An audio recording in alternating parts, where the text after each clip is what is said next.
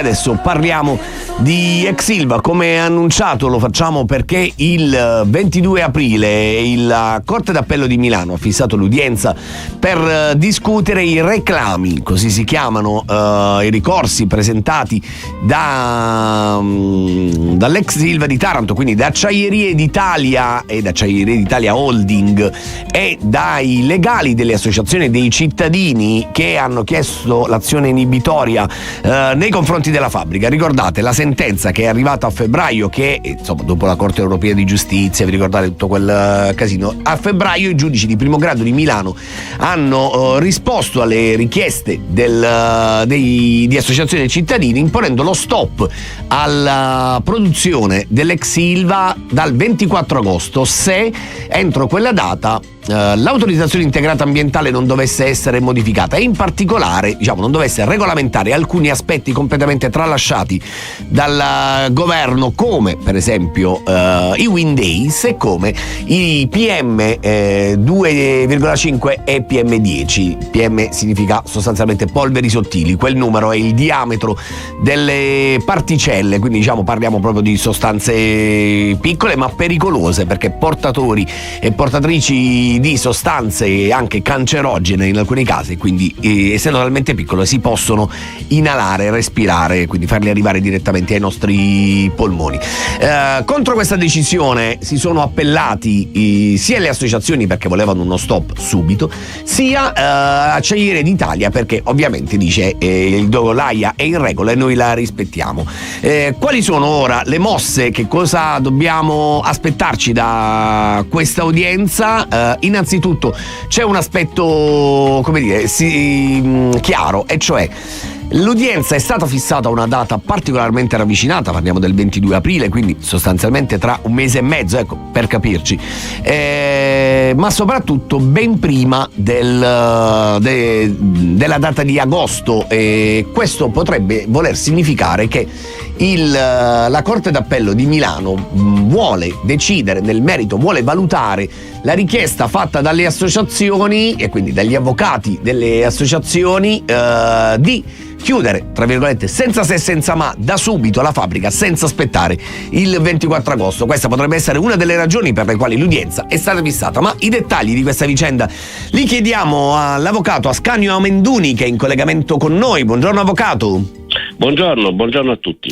Allora avvocato, che assiste, lo ricordiamo, l'associazione genitori tarantini e gli 11 cittadini che hanno, tra cui anche un bambino, che hanno mosso questa azione inibitoria, come viene chiamata, poi comunemente la chiamiamo class action, ma in realtà si chiama azione inibitoria. Ora, avvocato, ho provato un attimo a fare una sintesi di quello che è accaduto e dicevo che l'udienza fissata il 22 aprile è una ragione probabilmente che spinge a pensare che i giudici vogliono valutare anche il vostro reclamo sul punto che la fabbrica va chiusa subito senza aspettare agosto. Sì, in conformità a quanto ha stabilito la Corte di Giustizia dell'Unione Europea. Questo può essere uno dei motivi per i quali l'udienza è stata fissata in maniera così ravvicinata, cioè al 22 aprile. Quindi in questi giorni ci sarà l'incrocio della notifica degli appelli, cioè di quello nostro fatto contro il reclamo per completare il decreto, per renderlo più immediato e soprattutto più efficace, e da parte degli avvocati delle ex acciaierie per invece abbattere il provvedimento che il Tribunale di Milano ha preso. Avvocato, quanto potrebbe durare questa seconda fase? La prima, il primo grado tra istruttoria, Corte Europea di Giustizia è durata davvero diversi anni. È durato quasi 4 anni. Io credo che invece il procedimento davanti alla Corte d'Appello sarà molto più rapido, perché tutti i documenti sono agli atti, quindi la Corte deve semplicemente decidere se il Tribunale di Milano ha operato bene in toto oppure solo in parte, e quindi correggere eventuali manchevolezze oppure addirittura annullarlo. Tutto può accadere, noi siamo preparati a tutto, però non siamo rassegnati a niente e quindi continuiamo a batterci per la salute e la salubrità ambientale di Taranto.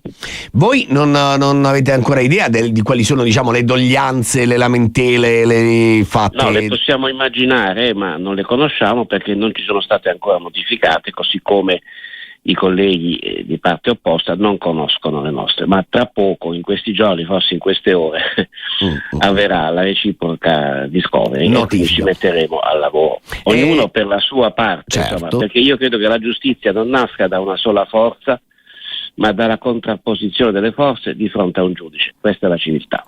Un'ultima domanda mi permetto di farle, Prego. avvocato.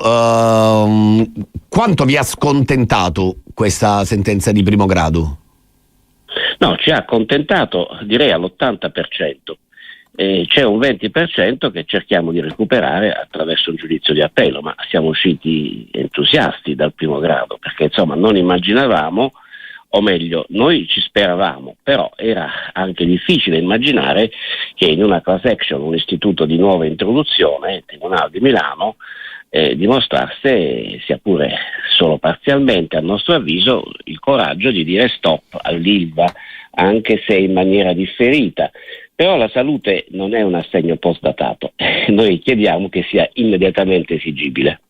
Grazie all'avvocato Ascanio Amenduni per essere stato con noi, grazie davvero e buon lavoro. Grazie a voi, buona giornata.